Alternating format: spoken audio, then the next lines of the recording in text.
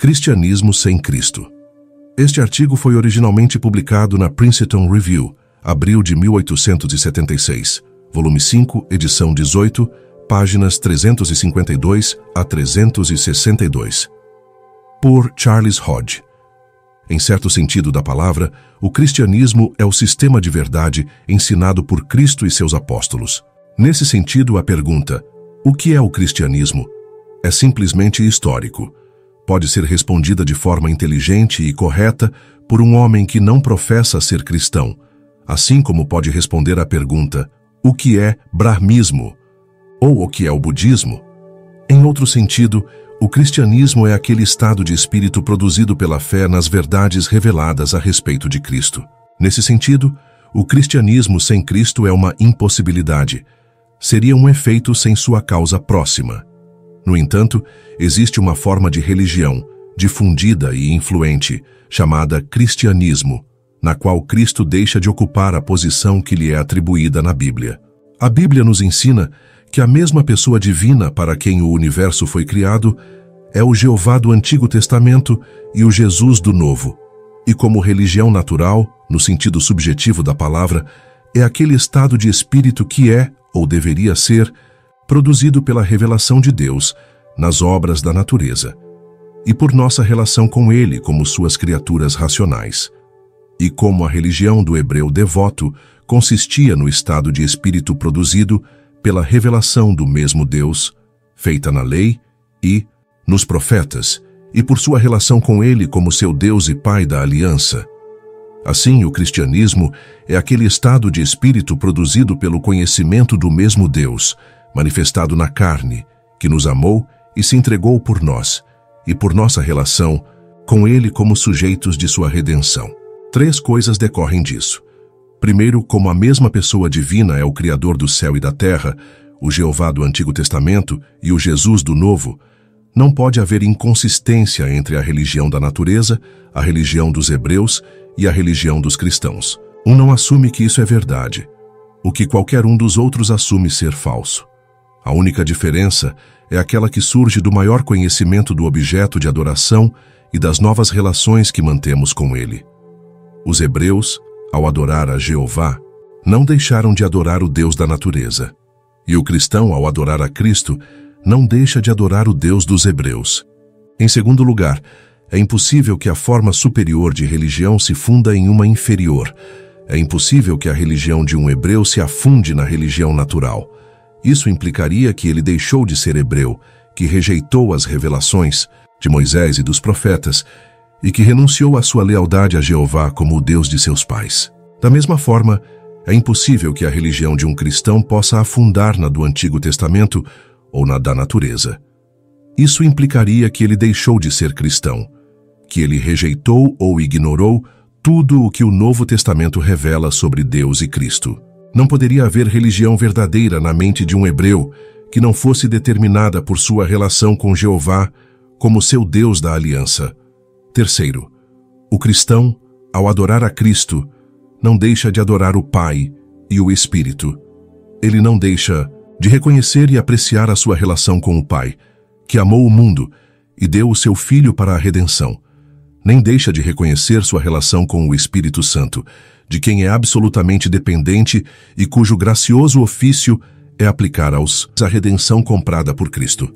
Ao adorar a Cristo, adoramos o Pai e o Espírito, pois estes 3 são um só Deus vivo e verdadeiro, o mesmo em substância e igual em poder e glória. Cristo diz, eu estou no Pai, e o Pai em mim. Eu e o Pai somos um. Quem me vê, vê o Pai, e, portanto, quem adora o Filho, adora o Pai. Portanto, está escrito, todo aquele que nega o Filho, esse não tem o Pai. Mas todo aquele que confessar que Jesus é o Filho de Deus, Deus habita nele e ele em Deus. Quem tem o Filho tem a vida. Quem não tem o Filho de Deus não tem a vida. Deve ser lembrado, entretanto, que na misteriosa constituição da divindade, a segunda pessoa da Trindade é o Logos, a Palavra, o Revelador. É por meio dele que Deus é conhecido. Ele é o resplendor da sua glória, revelando o que Deus é. Não saberíamos que existe um sol no firmamento se não fosse por ele. Portanto, Não saberíamos que Deus é, ou o que Ele é, se não fosse por seu Filho. Ninguém conhece o Pai, senão o Filho, e aquele a quem o Filho o revelar. Ao ter Cristo, portanto temos Deus, pois nele habita a plenitude da divindade. Deus habita nele, e ele em Deus. Não precisa ser provado que Jeová era o Deus dos hebreus, o objeto de sua adoração, de seu amor, gratidão e confiança. Eles o reconheceram como seu soberano absoluto e legítimo, cuja autoridade se estendia sobre sua vida interior, bem como sobre sua vida exterior. Dele, eles eram dependentes. Seu favor era a vida deles, e eles podiam dizer: quem temos nós no céu senão a ti, e não há ninguém na terra que desejemos além de ti. Tampouco requer prova de que Cristo é o Deus dos cristãos. No Novo Testamento, todos os títulos divinos são dados a ele. Ele é chamado Deus, o verdadeiro Deus, o grande Deus, Deus sobre todos, Jeová. Ele é declarado todo-poderoso, onipresente, imutável e eterno. Ele criou o céu e a terra. Todas as coisas visíveis e invisíveis foram feitas por ele e para ele, e por ele todas as coisas existem. Ele sustenta todas as coisas pela palavra do seu poder. Essa pessoa divina tornou-se carne. Ele foi encontrado na forma de homem e na forma de servo. Tendo nascido de mulher, foi feito debaixo da lei e cumpriu toda a justiça. Ele nos redimiu da vinda da lei ao ser feito uma vinda por nós. Ele carregou nossos pecados em seu próprio corpo, no madeiro. Ele morreu, o justo pelos injustos, para nos conduzir a Deus, e tendo morrido por nossas ofensas, ressuscitou para nossa justificação. Ascendeu ao céu, onde está sentado à direita de Deus, sendo todo o poder no céu e na terra entregue em suas mãos, e onde ele vive para interceder por seu povo. Este Cristo, Deus e homem, em duas naturezas distintas, e uma pessoa para sempre, era para os escritores do Novo Testamento tudo e em todos. Ele era sua sabedoria. Dele derivaram todo o seu conhecimento das coisas divinas, e ao seu ensino eles implicitamente se submeteram. Ele era a justiça deles. Renunciando a toda dependência de sua própria justiça, eles confiaram exclusivamente no mérito de sua obediência e morte para serem aceitos por Deus. Ele era a santificação deles. A vida espiritual deles foi derivada dele e sustentada por ele. Eles estavam nele como o ramo na videira, ou os membros no corpo, de modo que não eram eles que viviam, mas Cristo que vivia neles. Sem ele, nada poderiam fazer. Eles não poderiam produzir os frutos da vida santa separados dele, assim como um ramo não pode dar frutos quando separado da videira, nem o corpo pode viver quando separado da cabeça. Eles se sentiram nele de tal forma que o que ele fez, eles fizeram. Eles morreram com ele. O que ele é, eles se tornam. O que ele tem, eles recebem, tudo em sua medida. Isto é, tanto quanto podem conter. Eles estão cheios da plenitude de Deus nele. Sendo assim, segue-se, é claro, que Cristo era para eles o objeto de adoração divina de todas as afeições religiosas, de adoração, de amor supremo, de confiança, de submissão, de devoção. Ele era seu soberano absoluto e proprietário, pelo duplo direito de criação e redenção. Vivendo ou morrendo, eles eram do Senhor. Eles cumpriram todos os deveres morais em relação a ele. Esposas deveriam obedecer a seus maridos, filhos a seus pais, servos a seus senhores, por amor de Cristo.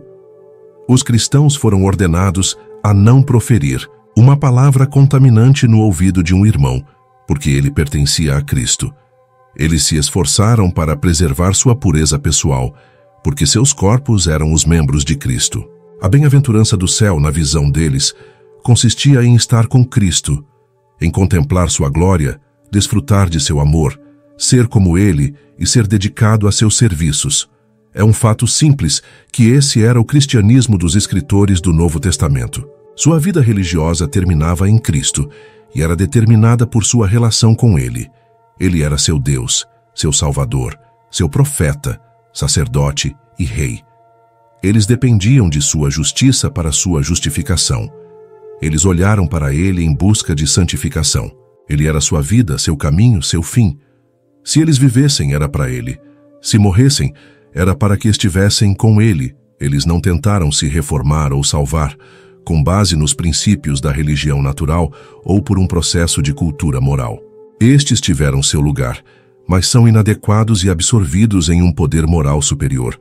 Disse Paulo, mas a bondade e o amor de Deus, nosso Salvador, se manifestaram aos homens, não por obras de justiça praticadas por nós, mas segundo a sua misericórdia, Ele nos salvou pelo lavar regenerador e renovador do Espírito Santo, que derramou sobre nós abundantemente por meio de Jesus Cristo, nosso Salvador, para que, sendo justificados pela graça, sejamos herdeiros, segundo a promessa da vida eterna.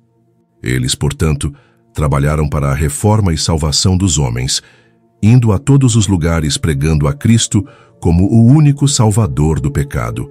O que o cristianismo era no coração dos apóstolos tem sido no coração dos cristãos de todas as épocas e em todas as partes do mundo.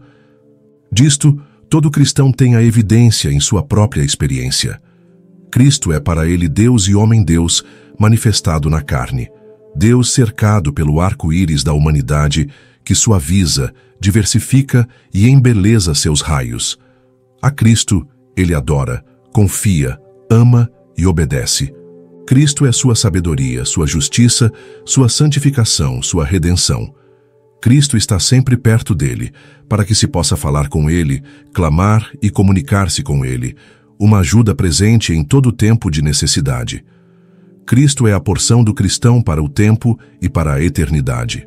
Com Cristo ele tem tudo, e sem ele nada tem. A experiência de um cristão é a experiência de todos. Este é o vínculo consciente de sua união. Os hinos que vivem em todas as épocas são hinos de louvor a Cristo. Todos os protestantes podem se unir a São Bernardo quando ele diz: Jesus, o próprio pensamento de ti com doçura enche meu peito. A luz começa a brilhar. Então as vaidades terrenas se vão e acende o amor divino. Jesus, nossa única alegria sejas tu. Como tu serás nosso prêmio. Jesus, a esperança e o fim do nosso ser. Eles também podem se juntar a esse outro Bernardo que diz do céu: o Cordeiro é todo o teu esplendor, o crucificado o teu louvor. Em seu louvor, seu povo resgatado se levanta. O que é verdade para o cristianismo dos santos medievais é verdade para os crentes agora. O hino de Top Lady, Rock of Ages, fendido para mim, encontra uma resposta em cada coração cristão. Comparado com Cristo, em tudo além, nenhuma beleza. Eu vejo, a única coisa necessária, a mais clara, Senhor, é ser um contigo. Dê a ti mesmo. Somente por ti eu absolutamente oro. Menos do que tu mesmo não será suficiente. Meu conforto para restaurar, mais do que tu mesmo, eu não posso ter. Cowper expressa as esperanças e sentimentos de cada crente em seu hino. Há uma fonte cheia de sangue, tirada das veias de Emanuel, e os pecadores mergulhados nessa inundação perdem todas as suas manchas de culpa. Todo cristão pode se unir a Newton ao dizer: quão doce o nome de Jesus soa para o coração de um crente. Ele acalma suas tristezas, cura suas feridas, torna o espírito ferido inteiro e acalma o coração atribulado. É maná para a alma faminta e para o cansado descanso. Ele é uma rocha, um escudo, um esconderijo, um tesouro que nunca falha. Jesus, meu pastor, esposo, amigo, meu profeta, sacerdote e rei, meu Senhor, minha vida, meu caminho, meu fim, aceite o louvor que trago. Quando eu te vir como tu és, eu te louvarei como devo. Da mesma forma, Keble faz de Cristo tudo para o crente. Sol da minha alma, tu querido Salvador, não é noite se tu estiveres perto. Permaneça comigo de manhã até a noite, pois sem ti eu não posso viver. Fique comigo quando a noite estiver próxima, pois sem ti não ouso morrer. Aproxime-se para nos abençoar quando acordarmos, antes de seguirmos nosso caminho através do mundo, até que no oceano do teu amor nos percamos no céu acima. O hino de Wesley, Jesus, amante da minha alma, está nos lábios de todo cristão verdadeiro. Todos o consideram um guia, seu refúgio, sua confiança, sua única fonte de força, como tudo, mais do que tudo, como a fonte da vida espiritual e eterna. Em outro hino ele diz: tenho sede, sofro, morro para provar as maravilhas do amor redentor, o amor de Cristo por mim. Teu amor eu almejo, nada na terra abaixo desejo, nada no céu acima. Deixe terra e céu, e todas as coisas vão, dê-me teu amor para conhecer, dê-me teu amor. Novamente, para que 1000 línguas cantem o louvor do meu querido Redentor, as glórias do meu Deus e Rei, os triunfos de sua graça. Assim, Dr. Watts, o mais querido de todos os nomes acima, meu Jesus e meu Deus. Até que Deus em carne humana eu veja, meus pensamentos não encontram conforto. Mas, se o rosto de Emanuel aparecer, minha esperança, minha alegria começa. Jesus, meu Deus, teu sangue somente tem poder suficiente para expiar. Teu sangue pode me tornar branco como a neve. Nada poderia me purificar assim. Para a querida fonte de teu sangue, Deus encarnado, eu corro. Deixe-me lavar minha alma culpada dos pecados da mais profunda tintura. Um verme culpado, fraco e indefeso, em teus braços gentis eu desfaleço. Sê tu minha força e justiça, meu Jesus e meu tudo. Volumes podem ser preenchidos com tais provas do que o cristianismo é no coração dos cristãos. Deve-se observar que não é principalmente Cristo como um professor, como um exemplo, nem mesmo como o expiador de nossos pecados. Não é principalmente o que ele fez que se torna tão proeminente, mas o que ele é. Ele é Deus vestido em nossa natureza, sempre conosco, sempre em nós.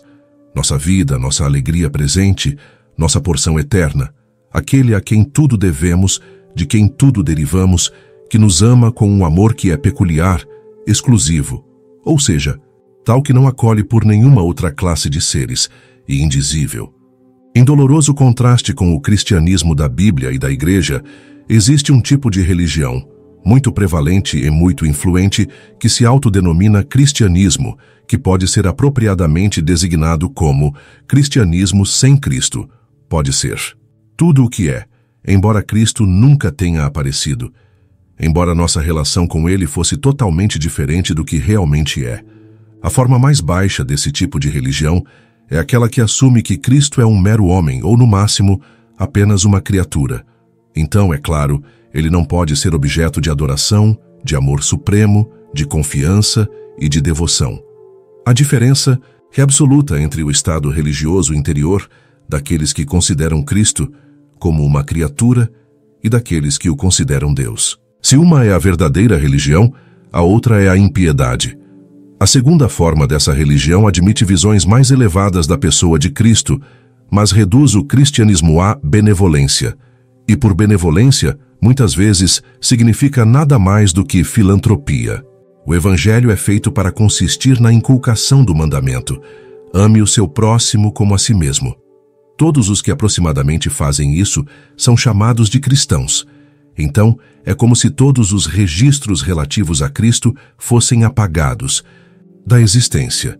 Sua religião poderia evoluir a partir de nossa própria natureza. E assim também é dito a um ateu declarado que se ele ficar acordado a noite toda com uma criança doente, ele é um cristão, não importa o que ele pense. Um poema popular por causa do sentimento que ensina, representa o anjo, registrador colocando à frente daqueles que amam a Deus o nome do homem que só poderia dizer: escreva-me como alguém que ama meus semelhantes.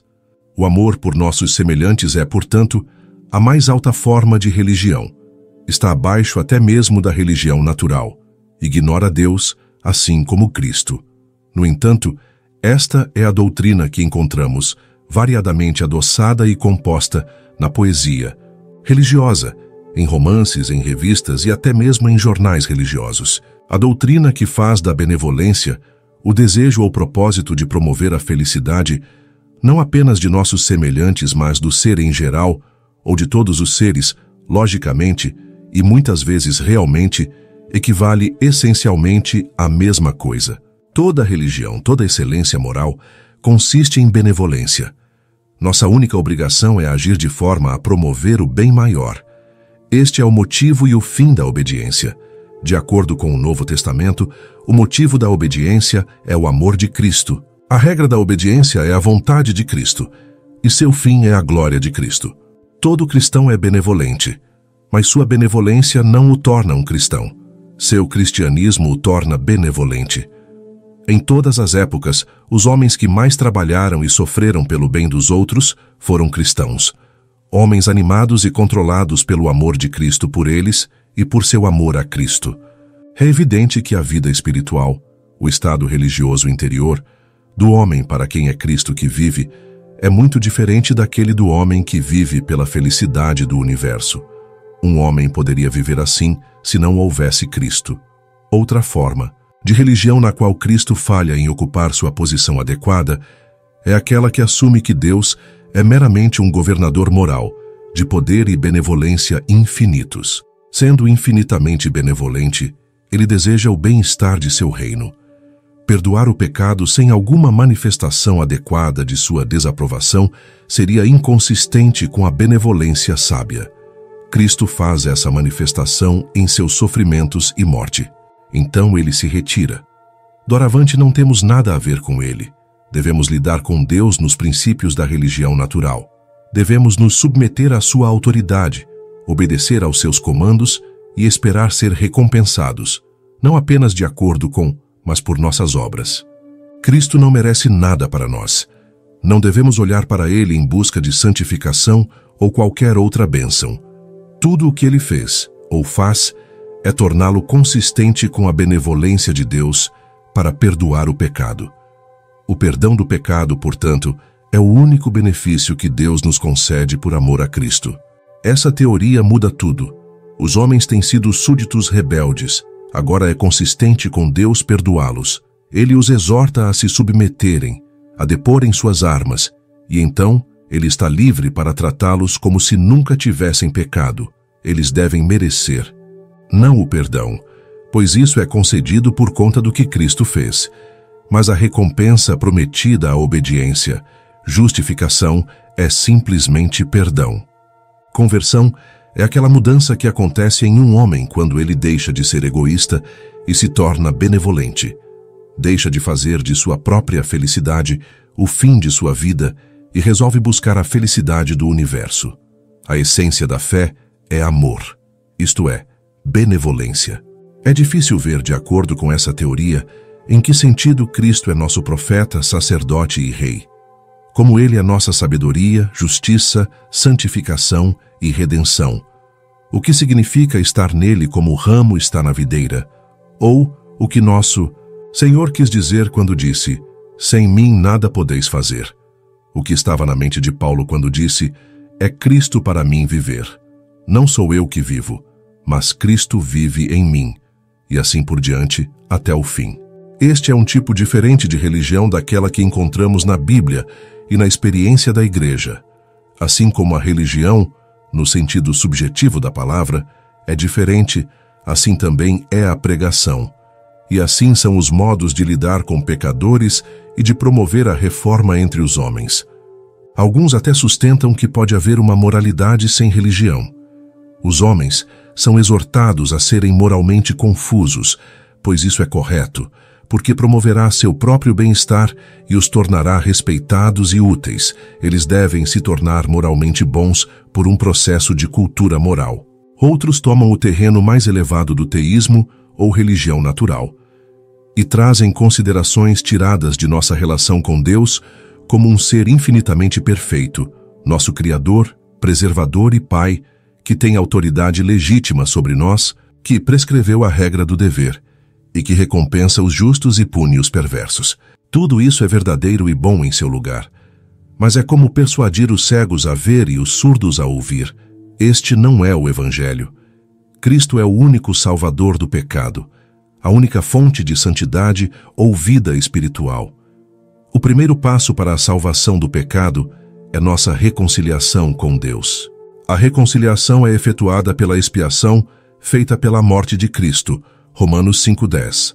É seu sangue, e somente seu sangue, que purifica do pecado. Enquanto os homens estão sob a lei, eles produzem frutos para a morte. É somente quando libertos da lei, libertos de sua inexorável exigência de perfeita obediência e de sua terrível penalidade, que eles produzem frutos para Deus. Romanos 7, 4-6. Cristo nos libertou da lei ao exigir obediência perfeita, sendo feito sob a lei, e cumprindo toda a justiça por nós. E Ele nos redime da maldição da lei ao ser feito maldição por nós, morrendo o justo pelos injustos e carregando nossos pecados em seu próprio corpo na árvore. Sendo assim reconciliados com Deus por sua morte, somos salvos por sua vida. Ele envia o Espírito Santo para nos dar vida espiritual e nos transforma cada vez mais à sua imagem. O Espírito nos revela a glória de Cristo e seu amor infinito. Ele nos faz sentir não apenas que devemos tudo a Ele, mas que Ele mesmo é tudo para nós. Nossa alegria presente e nossa porção eterna. Nosso tudo em todos. Assim, todos os outros motivos para a obediência são absorvidos e sublimados no amor a Cristo e no zelo por sua glória. Seu povo se torna como Ele, e à medida que Ele faz o bem, eles também fazem o bem. Tudo isso, é claro, é tolice para o grego, mas Deus determinou pela tolice da pregação salvar aqueles que creem. O consumo pulmonar é mais destrutivo da vida humana do que a peste. Portanto, o cristianismo sem Cristo, em todas as suas formas, o consumo da igreja, deve ser mais temido do que o ceticismo, seja científico ou filosófico. O único remédio é pregar Cristo, como os apóstolos fizeram. 2 fatos importantes devem estar em mente. Primeiro, a vida religiosa interior dos homens, bem como seu caráter e conduta, são determinados por suas opiniões doutrinárias. Até mesmo a Edinburgh Review, anos atrás, disse: o caráter de uma era é determinado pela teologia dessa era. Portanto, qualquer sistema de doutrina que atribui a Cristo uma posição inferior à que ele ocupa no Novo Testamento deve, em grau semelhante, rebaixar o padrão do cristianismo, isto é, a vida religiosa daqueles que se autodenominam cristãos. Segundo, no entanto, é igualmente verdade que os homens são mais governados por suas convicções práticas do que por suas convicções especulativas. O idealista não sente e age de acordo com sua crença de que o mundo externo não tem existência real. Da mesma forma, a vida religiosa dos homens é frequentemente determinada mais pelo ensino claro das Escrituras e pela fé comum da Igreja do que por suas teorias teológicas. Portanto, os homens têm frequentemente mais de Cristo em sua religião do que em sua teologia. É, entretanto, de suma importância lembrar que a doutrina sã é sob Deus, nossa única segurança para a religião verdadeira e moral pura. Se abandonarmos a verdade, Deus nos abandonará. Amém.